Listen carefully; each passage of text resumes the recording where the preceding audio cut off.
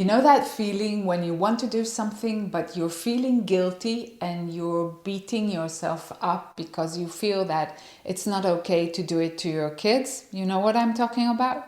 I want to talk about it today, and I want to share some of the things that I do to get out of that loop in my head, that not so great place emotionally, because I think that a lot of us are going through the same thing. It's something that I deal with like every other parent, so I think it's a good reminder for myself, and maybe it can resonate with you too. I want to talk about things that I tell myself when I have a bad day, when I feel bad, feel guilty as a mom. And I want to tell you that moving abroad can be very stressful in that way. I had a lot of discussions with my grown-up kids before I left, and it can be quite messy. When my oldest daughter was a teenager, she once told me, "You know, Mom, I really love it when I'm in my room and I can hear you pattering around in the kitchen doing your own thing." And why am I telling you this? Because I think it's such a great way to understand why our grown-up children react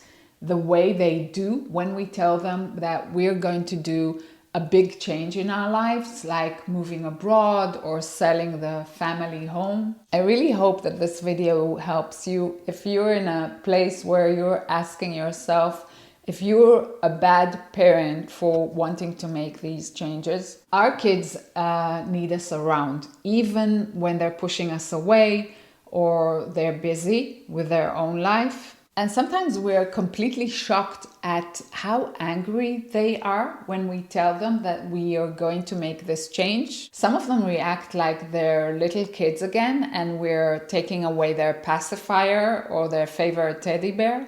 And when I think about it, I totally understand where they're coming from, because there's something so comforting about having someone you love being close by. It makes us feel safe, and we can kind of go out there and do big things in our lives because we know that we have that safety net to go back to if we ever need it.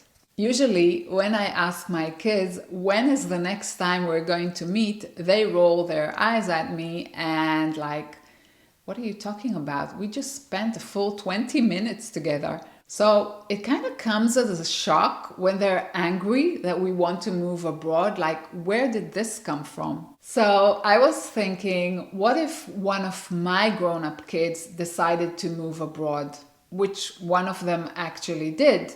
Would I move with them? And what kind of a relationship can I have with my kids if I feel like I'm giving up on something that I really want to do and it's my last chance to do it? And this is something that I've put on the back burner for years in order to raise a family. Should I pay the price of not going after something that makes me happy? And especially since we are in the last third of our life. When I first had my kids, I was so looking forward to being a mom. I wanted to be a stay-at-home mom. I didn't want to miss even 1 minute of being with them. I was working as a psychologist in a high-tech company at the time, and I gave it all up without thinking twice because I wanted to be available for my kids.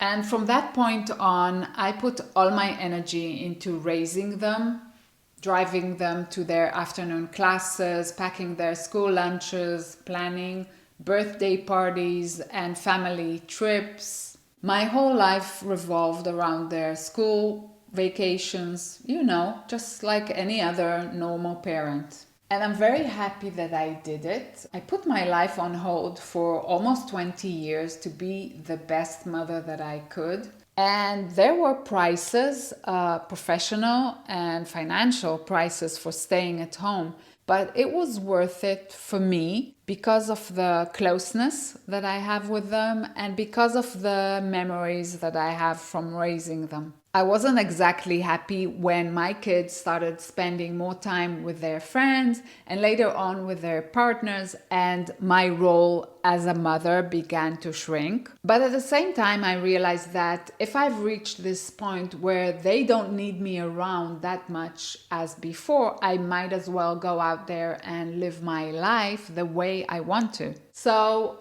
there's something really wonderful about getting your freedom back, like when you were in your 20s, only with a lot more white hair. And in my case, my dream was moving abroad. We can't really have this conversation without talking about the social expectations and the social norms about being a mom or a dad. It's very culture dependent, but I think that we are primed by social expectations that from the moment we have kids, it's their happiness that comes first, forever. And I want us to think about it together for a minute. When they're young and they're dependent on us, of course, we give up everything to raise them. They come first. But at what age are we allowed to go back to living life the way we want to? At what age is it okay to draw the line and say, now it's my turn again? And I think that it's a conversation that is not happening because it's so against the social norms that it's not even legit to say, it's my time now, after putting my life on hold for so many years. There's absolutely nothing wrong with your grown-up kids being angry about you moving abroad or making any other big change. And it's absolutely okay if they complain about it for a while. I'm a little bit challenged when it comes to technology, but I've learned to do video calls on WhatsApp and on Google Meet, and I send them little videos from my day to help them feel like they're part of my life. And with video calls, it's not like you need to stop your life and like sit down to have a video call. I always tell my kids, call me when you're folding laundry. Call me when you're taking the dog down to poop. I'll be your dog buddy.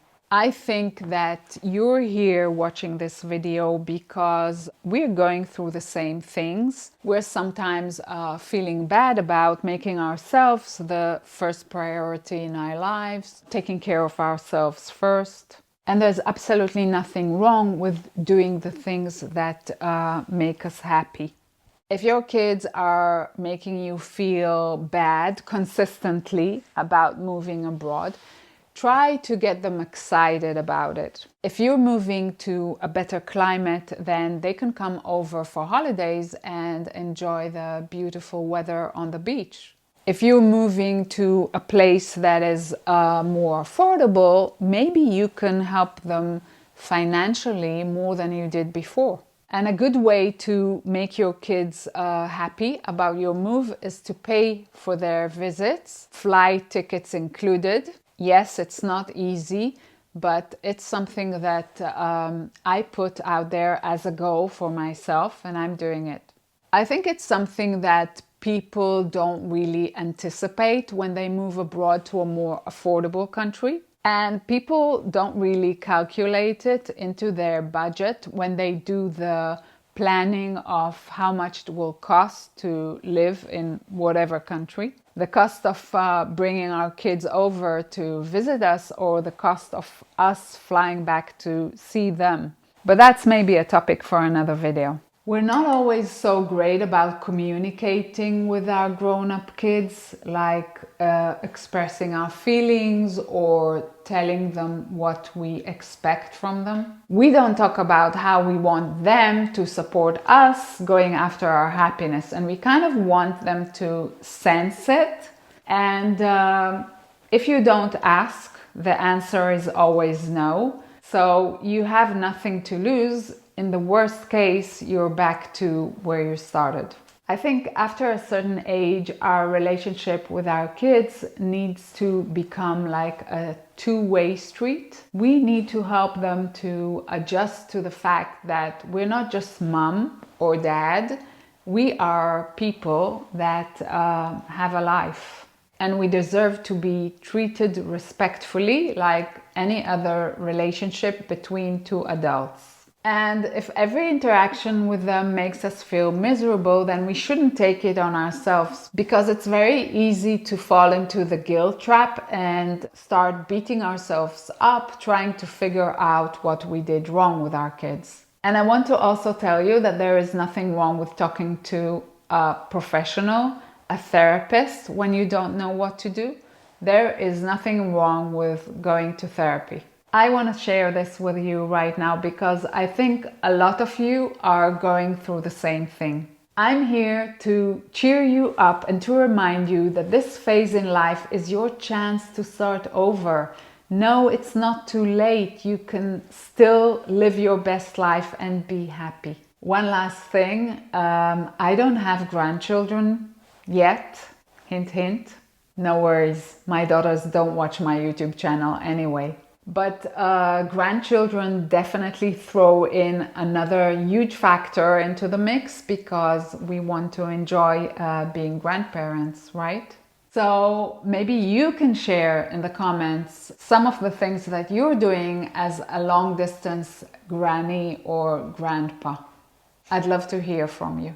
I'm really happy that we had this chat, and a big shout out to the sweet soul that wrote this comment and inspired me to do this video.